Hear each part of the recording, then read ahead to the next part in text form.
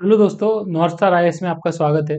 दोस्तों, हम जब एथिक्स की पढ़ाई करते हैं मेंस के लिए, तो हमें सबसे बड़ी दिक्कत आती है बहुत बार कि हमें एग्जाम्पल्स नहीं आते।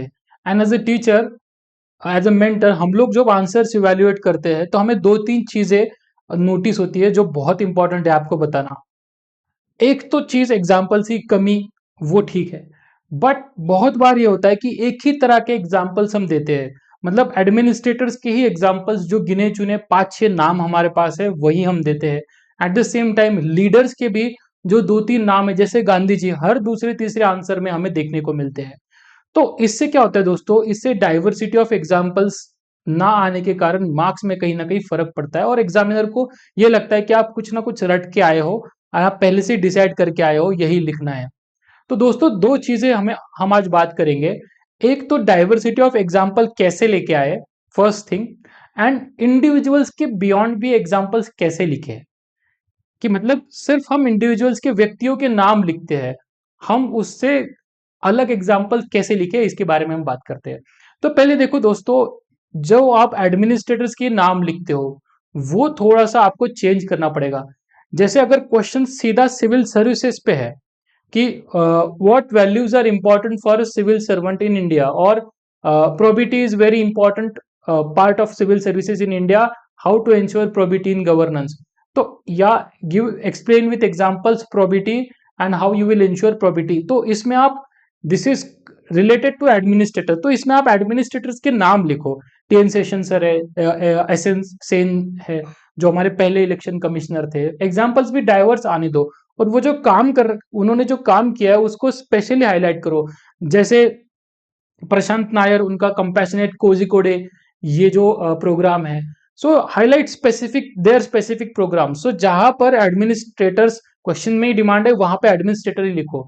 बट जब क्वेश्चन हमारा ह्यूमन वैल्यूज पे है, जैसे फर्स्ट यूनिट पे है कि वैल्यूज क्या है, ह्यूमन वैल्यूज को समझाओ, एथिक्स को समझाओ, हैप्पीनेस आपके अनुसार क्या है, what is meaning of fortitude, then what ethics seeks to achieve in human life, social and individual wellbeing.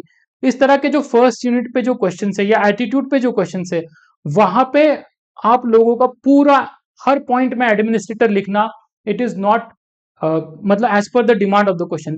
क्योंकि वहां पे as a common civil citizen, as a common citizen of the society, वो expected है कि आपकी life की क्या examples, आपको क्या ऑब्जर्वेशन है, आपकी पढ़ाई में जो एग्जाम्पल है, वो आपको लिखने हैं, ना कि हर चीज में एडमिनिस्ट्रेटर के एग्जाम्पल लिखने हैं। तो इस चीज में आप एक दो जगह पे एडमिनिस्ट्रेटर के एग्जाम्पल लिख सकते हो, okay, but not in every place. और एक इंपॉर्टेंट चीज दोस्तों, फर्स्ट यूनिट में स्पेसिफिकली मेंशन्ड है कि role of social reformers, administrators and leaders in inculcating values. So आपको बस एडमिनिस्ट्रेटर्स ही नहीं याद रखने हैं, आपको रिफॉर्मर्स के भी एग्जाम्पल लिखने हैं। आप हिस्ट्री में, मॉडर्न इंडिया में इतने सारे रिफॉर्मर्स के बारे में हम पढ़ते हैं, Raja Ram Mohan Roy, humanism and compassion, Ishwar Chandra Vidyasagar, spirit of humanism, knowledge, और एजुकेशन, विडो रीमैरिज, इतना पॉजिटिव एटीट्यूड है, इतना अच्छा काम है। पंडिता रमाबाई फॉर्टिट्यूड का एग्जाम्पल है, फिलंथ्रोफी का एग्जाम्पल है, सेल्फलेसनेस का एग्जाम्पल है। तो आपको रिफॉर्मर्स की लाइफ के भी एग्जाम्पल लिखने हैं, सोशल रिफॉर्मर्स के, जो मॉडर्न इंडियन हिस्ट्री में पढ़ते हैं। थर्ड इंपॉर्टेंट वहां पे लीडर्स है। सो लीडर्स यहाँ पे अभी एडमिनिस्ट्रेटर भी नहीं और सोशल रिफॉर्मर्स भी नहीं, ये दोनों को छोड़ के बहुत सारे लीडर्स हैं हमारी सोसाइटी में। जैसे आप एक एक एरिया ले सकते हो, जैसे इकोनॉमी में हम, हमारे लीडर्स कौन कौन थे, लेट श्री रतन टाटा सर थे, उसके बाद में नारायण मूर्ति है, इकोनॉमी के इसमें बात कर रहे हैं, ईला भट्ट है जो एसएचजी मूवमेंट चला रही है, ये इकोनॉमी के फील्ड में हमारे लीडर्स है। सोशल फील्ड में कैलाश सत्यार्थी है, बाबा आमटे है, ये हमारे सोशल रिफॉर्मर्स या सोशल लीडर है।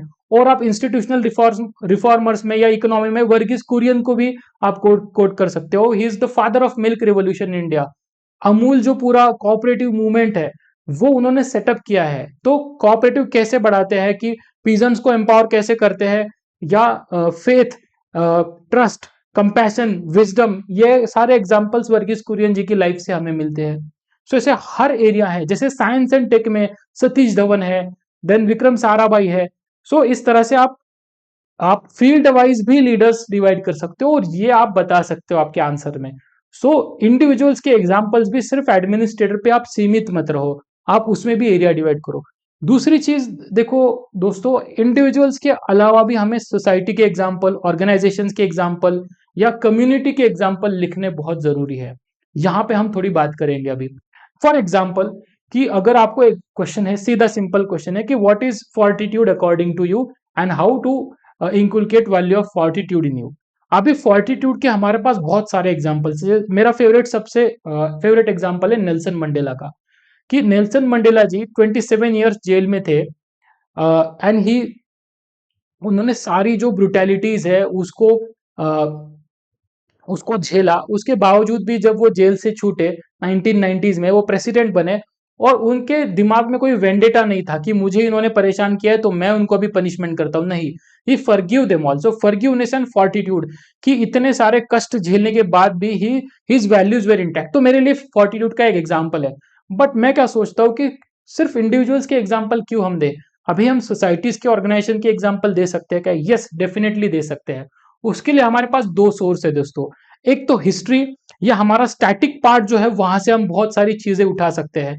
फॉर एग्जाम्पल, सबसे हिस्ट्री में हम मॉडर्न इंडियन हिस्ट्री हम सबकी फेवरेट होती है, मतलब एटलीस्ट स्टोरी फ्रीडम स्ट्रगल तो हमें पता है। तो फॉर्टिट्यूड का सबसे अच्छा एग्जाम्पल है धारासना सत्याग्रह। कलेक्टिव एग्जाम्पल हो गया, इससे ज्यादा इंपैक्ट आएगा। इससे एग्जामिनर को यह समझेगा कि आप जो पढ़ते हो उसमें भी एक वैल्यू डायमेंशन ऐड करते हो। धारासना सत्याग्रह, जहां पे सरोजिनी नायडू जी ने लीड किया था।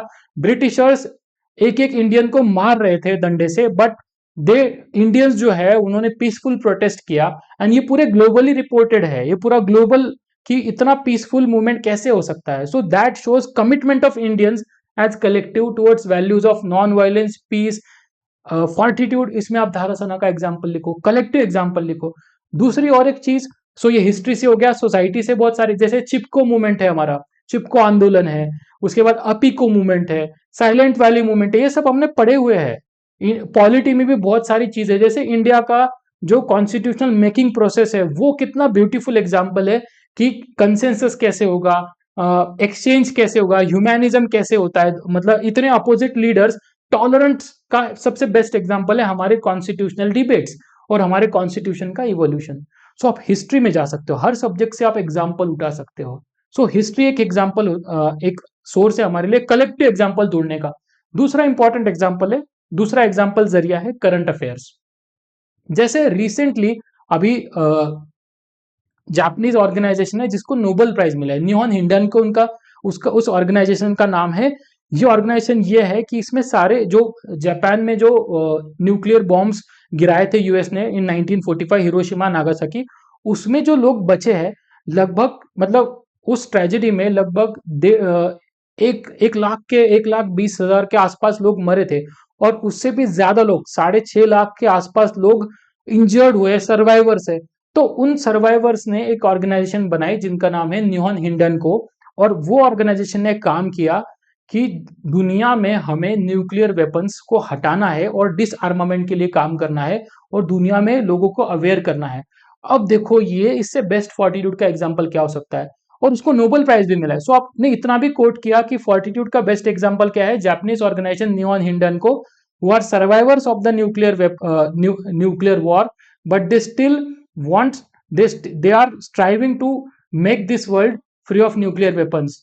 So this is best example of fortitude, best example of compassion, best example where humans don't lose their values even in adversity. Adversity में भी वो अपनी वैल्यूज इंटैक्ट रखते हैं। इससे बेस्ट एग्जांपल क्या हो सकते हैं?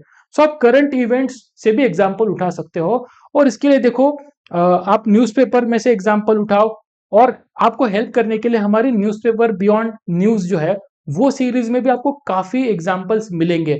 सो अपने एग्जाम्पल्स की डाइवर्सिटी मेंटेन रखो। एथिक्स रिलेटेड या एग्जाम रिलेटेड कोई भी आपको डाउट हो तो जरूर नॉर्थ स्टार आईएएस को रीच आउट करिएगा। Thank you and all the best.